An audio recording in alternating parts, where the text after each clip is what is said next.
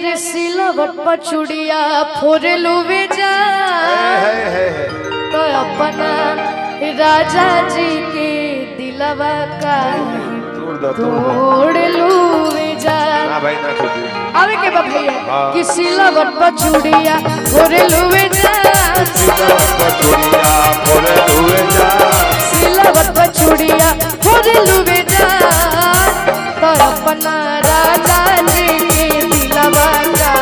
तोड़लू बेजा अपना राजा जी के दिलवा का तोड़लू बेजा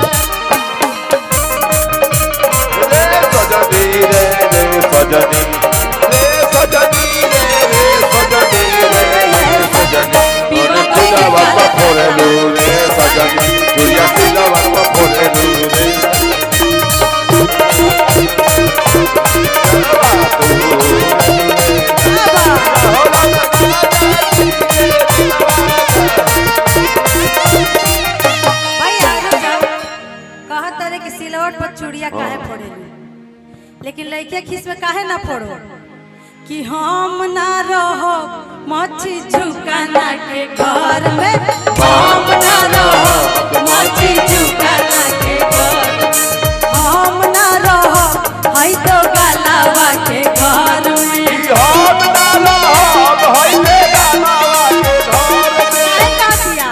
मेरा रुआ खीस में कहत थी तो बोलाओ सागर से गलावा चला जाएगा माई एकर मारे ले ना नदियो गरिया बेले माई एकर मारे ले ना नदियो गरिया बेले माई एकर मारे ले ना नदियो गरिया बेले हम ना रहो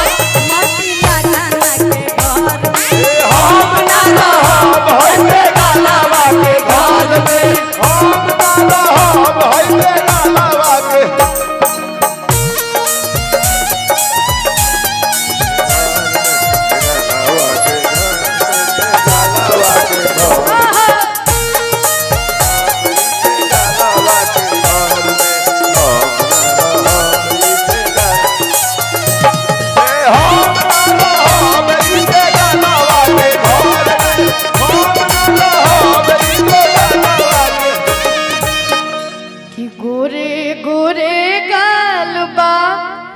गाली पे काला तिल हो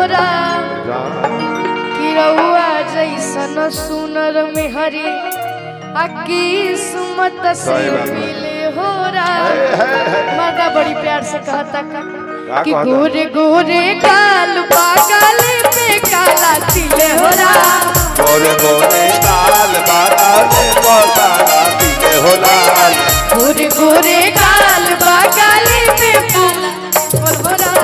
रहुआ जैसन सुनर लईकी रहुआ जैसन सुनर में हरी किस्मत से रहुआ जैसन सुनर में हरी किस्मत से मिले हो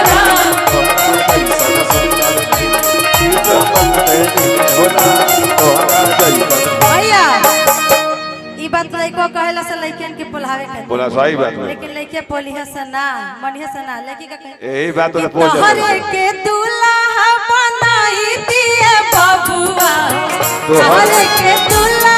बनाई दिए बाबूआ नदिया जे रही तहा मारा ए बाबू नदिया जे रही तहा मारा ए बाबू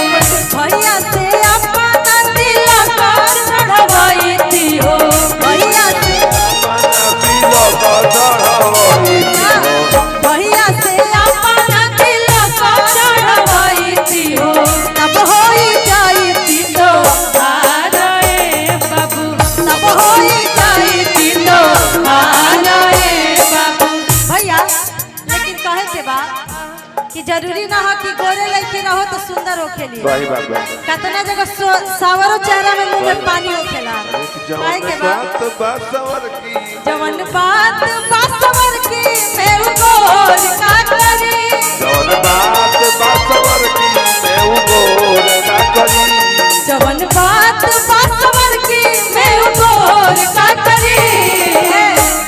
जवन का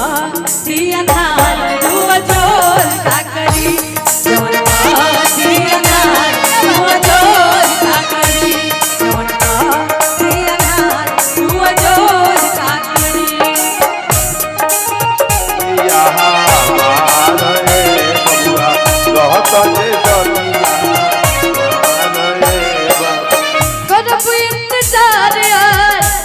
पिपरा के छाँव में करब इंतजार यार पिपरा के छाँव में मिल खातिर जा जइहा मिल खातिर जा जइहा बलमुआ के गाँव में मिल खातिर जा जइहा बलमुआ के गाँव में मिल खातिर जा जइहा करब इंतजार यार पिपरा के छाँव में करब इंतजार यार पिपरा के छाँव में मिल खातिर जइहा मिल खातिर जइहा बलमुआ के गाँव में मिल खातिर जइहा बलमुआ के गाँव में मिल खातिर भैया जब मिले खातिर लइकवा कहेला हाँ लेकिन लइकिया मिले लेना काहे कि जाने ले कि प्रेम में दर्द बहुत बा सही बात है। लइकवा इन में कहिया से का